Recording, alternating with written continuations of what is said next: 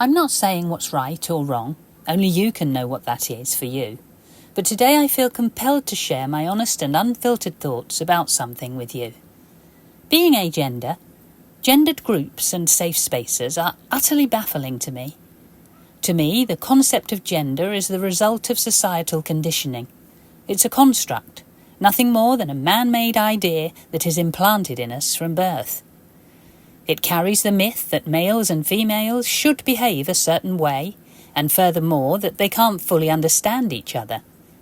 It teaches us that we must behave in certain ways when we interact with each other, as well as instilling in us the separate regular roles that we're expected to conform to within each group. Many claim that this disparity, this perceived otherness, is biological in some way. But when humans have been thoroughly and aggressively raised to believe certain things, relentlessly, consistently, and in all areas of daily life, from before they can even talk, what else could the outcome be? Whatever our biology, our brains are amazing things. And with today's studies into neuroplasticity, there is now overwhelming evidence that our brains and biology are there to support us in becoming whatever we believe ourselves to be.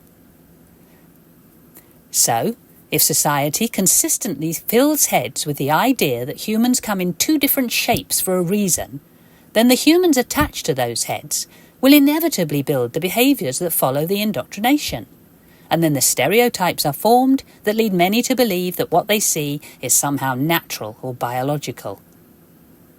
Although many humans will vehemently argue against the viewpoint that I share here about gender beliefs and roles being a result of conditioning, most of them still have no problem in acknowledging and admitting the harm that has been done to them by the conditioning in other ways. They feel its weight. They feel the inadequacy of not measuring up, or fitting in, or being as they should be. They feel the social awkwardness caused by all the rules that they need to apply before proceeding, according to the perceived gender of others that they're interacting with. They fear doing the wrong or inappropriate thing, and being labelled as weird at best. This alone proves the existence of the conditioning and its effect. So, to counteract the pain and confusion that raising people this way has caused, we've created these gendered safe spaces and support groups. Within each group of people, who supposedly understand certain things in exactly the same way, it's still all about what's expected, socially, and in a groupthink way. Each of the groups strike a certain tone, which is also heavily based on the conditioning. It's pre-written and performative.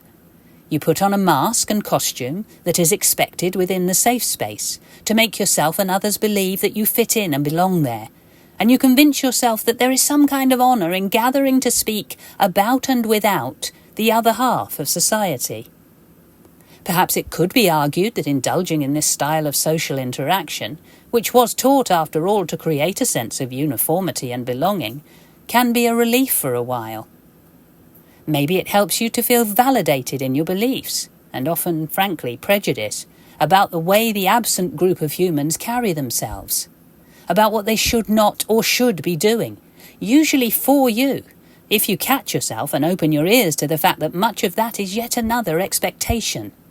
Have you yourself not felt crushed beneath the weight of the expectations of others in the past?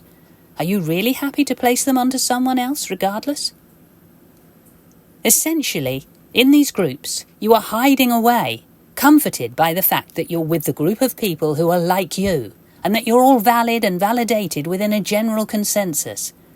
But did you even stop to examine whether the general consensus matches what you are inside, truly, deeply and honestly? Did you stop to think about how much of it genuinely feels right for you? It is, after all, a general consensus that was deliberately created by the powers that should not be, who had a very clear agenda: to create an easy-to-manage, self-running and unquestioning society that would help them to line their pockets without putting in any further effort. What you're actually doing in many of these gendered safe spaces is reinforcing and repeating the behaviours and beliefs that have held you back socially. Following the crowd, fitting in, hearing the voices, recommendations and opinions of others above your own. You're locking in these beliefs, these habits, these behaviours and attitudes, even further than the conditioning has already locked them in for you.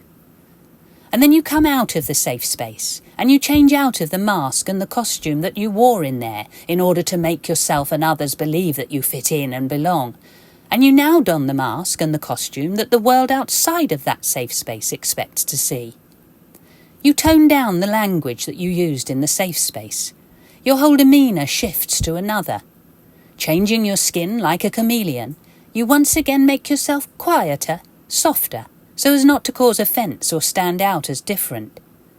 You pretend you've offloaded all the bitter resentment and the desperate heaviness that gender norms had led you to experience, and as you reintegrate with both types of humans again, you take on the role that society approves of and expects from you.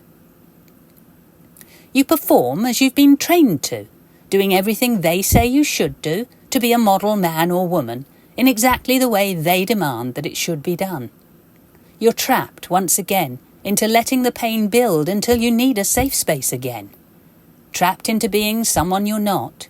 Trapped into being held away from true fulfillment in life because you are not being all that you are and can be. You're trapped all over again by this etiquette that says, if I do this, people will think that. And that's the part you need to free yourself from. These gendered groups are so often a port in the storm, only providing a way of staying stuck in the beliefs of old that were actually responsible for making you feel the need for the gendered safe space in the first place. Do you see the cycle?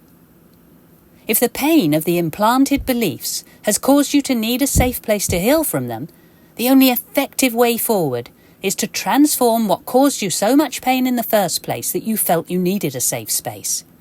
If the safe space is just another way to tell you how you should be, or only provides temporary relief for the root problem, it won't change anything long term. It just causes you to give up, at least for a while, on creating lasting change by becoming someone who does the real work. The real work of taking the time to practice seeing each person as they are, without the gendered beliefs and expectations that we're taught to advocate. The real work of being brave and direct and open and vulnerable enough to react to other humans freely, authentically and human to humanly, throwing all the preconceptions and presumptions that you've used so long as a crutch courageously out of the window. The real work of finding out if all that you've been told is actually true in the first place by talking to others, openly, unapologetically, and without embarrassment or inhibition, so that they feel they can talk to you that way too. The real work that leads you to an awareness and a celebration of true individuality, without prescription, oppression or limitations, and fills the world with kaleidoscopic colour and the gift of freedom of true, authentic self-expression for all. These are the behaviours and qualities that will relieve the pressure that these outdated notions are causing humans to buckle under, once and for all.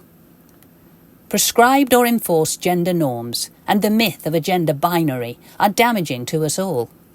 If you're still joining gendered groups that advocate these prescriptions and myths in any way, which they usually do by their very nature, be sure that their aim is to connect you to your own inner voice so directly, to equip you with so much confidence and clarity of self, that you leave that space with the gumption to summon the courage and the fortitude to start being fully and authentically who you are.